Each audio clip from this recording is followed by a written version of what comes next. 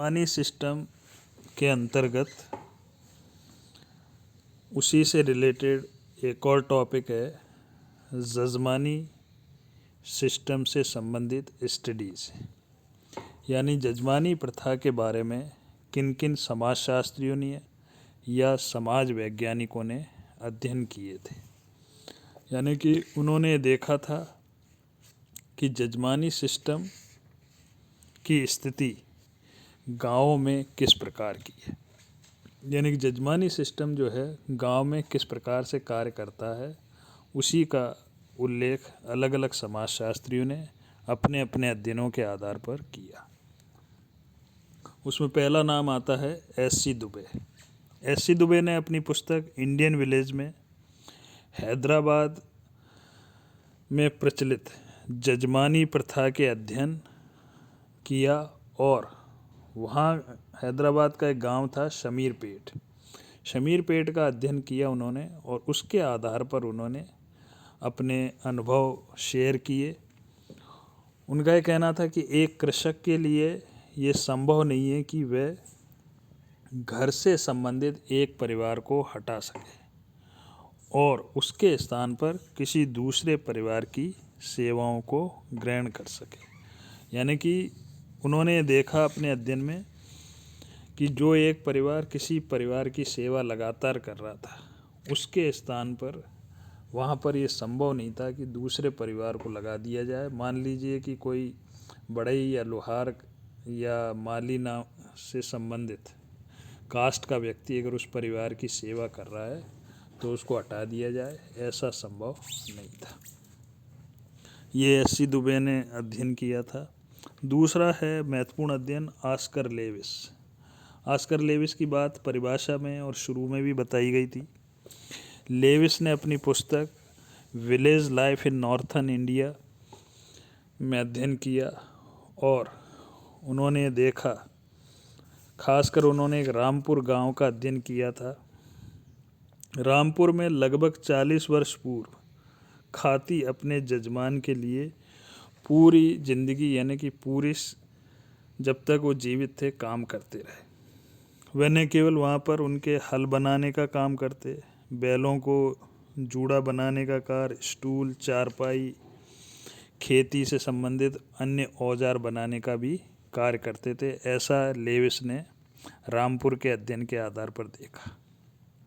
और इन सब के लिए जजमान जो था, यानी जिसकी वो सेवा करते थे, उसे लकड़ी दी जाती थी और बदले में उस जजमान को द्वारा सेवा करने वाले को उसके बदले में अनाज दिया जाता था। पहिया बनाने, अनाज पीसने की चक्की का अत्ता, ऐसे कई सारी चीज़ें थी, उनका उसको अलग से भुगतान किया जाता था।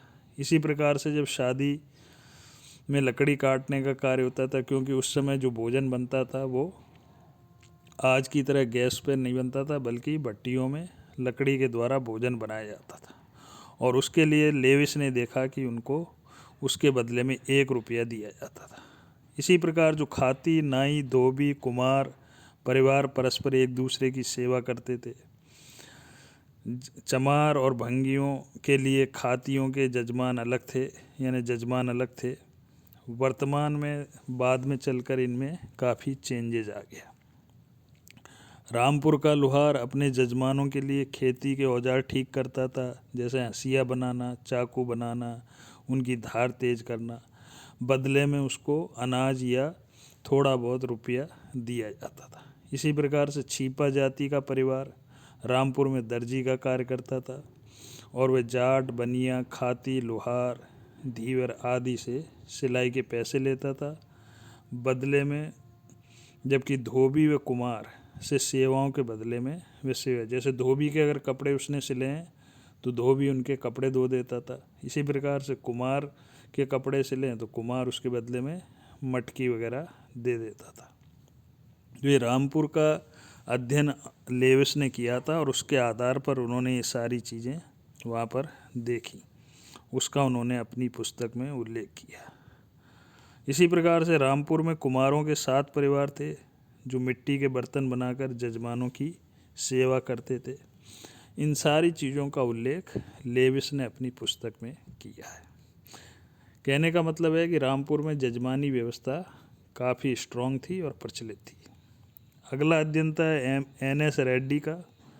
रेड्डी ने अपनी पुस्तक functional relations of Lohars in north Indian village eastern anthropologist में प्रस्तुत किया।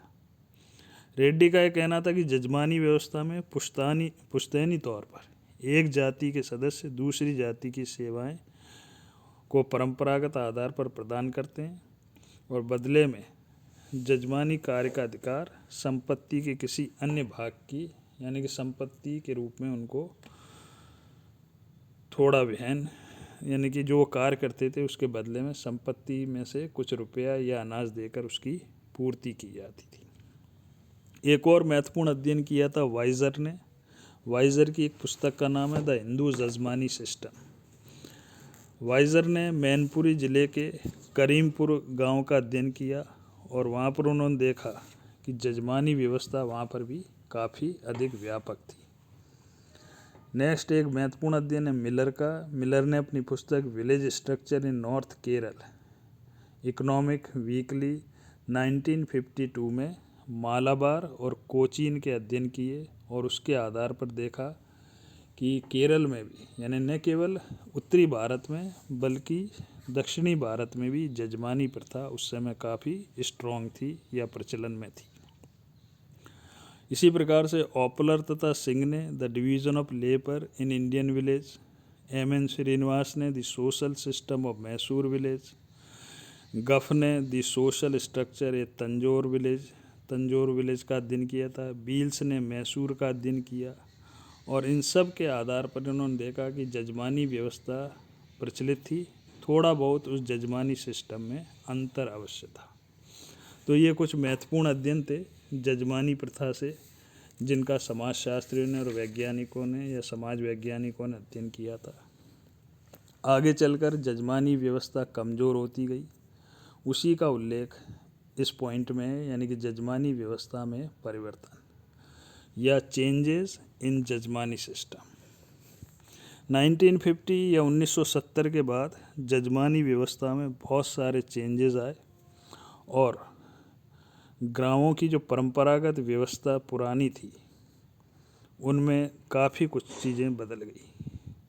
जजमानी व्यवस्था भी जैसे धार्मिक व्यवस्था जो गांव में पहले थी, जाति व्यवस्था जैसे पहले थी, नातेदारी व्यवस्था, भूस्वामित्व, गांव की राजनीतिक संरचना, ये सभी जजमानी सिस्टम से संबंधित थे। लेकिन बाद में समय के साथ कई सारे इनमें चेंजेस हो गए। वर्तमान में आप सभी स्टूडेंट 21वीं सदी में आए, 2001 या उसके बाद आपने जन्म लिया है, तो शायद आपको मालूम भी नहीं होगा कि वर्तमान में इंटरनेट या कंप्यूटर के इस युग में इन सारी चीज़ों में, खासकर गांव में भी इन सारी चीज़ों में परिवर्तन हो गया है। खासकर जब औद्योगिकीकरण हुआ, सबसे पहले जजमानी सिस्टम जो प्रभावित हुआ वो औद्योगिकीकरण के कारण, फिर नगरीकरण के कारण प्रभावित हुआ।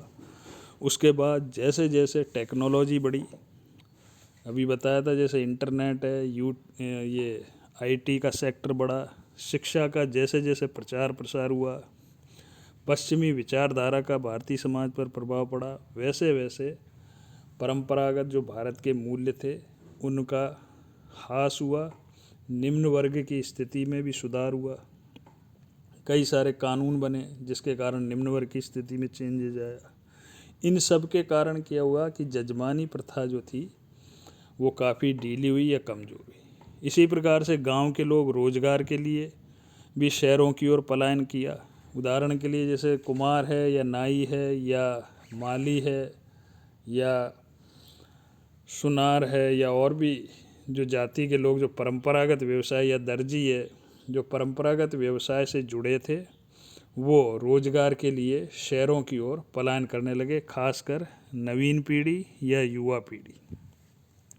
वर्तमान में अपन गांव में भी अब देखते हैं कि धोबी जो है केवल धोबी का ही कार्य नहीं करता, वह दूसरा कार्य भी कर सकता है। इसी प्रकार से नाई है या मोची है तो वो केवल मोची या न्याय से संबंधित कार्य नहीं करेगा, दूसरा कार्य भी कर सकता है। जबकि पहले जजमानी सिस्टम में ये सारे चेंजेस नहीं थे।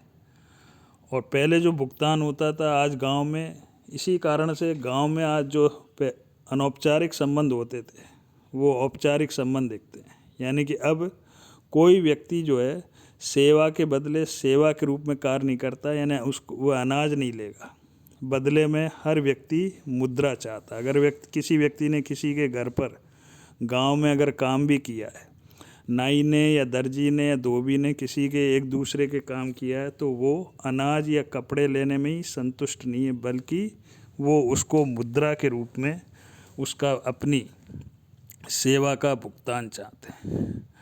तो निश्चित रूप से वर्तमान में इन सारे फैक्टर्स के कारण जजमानी व्यवस्था भारत में लगभग न केवल कमज़ोर हो गई है बल्कि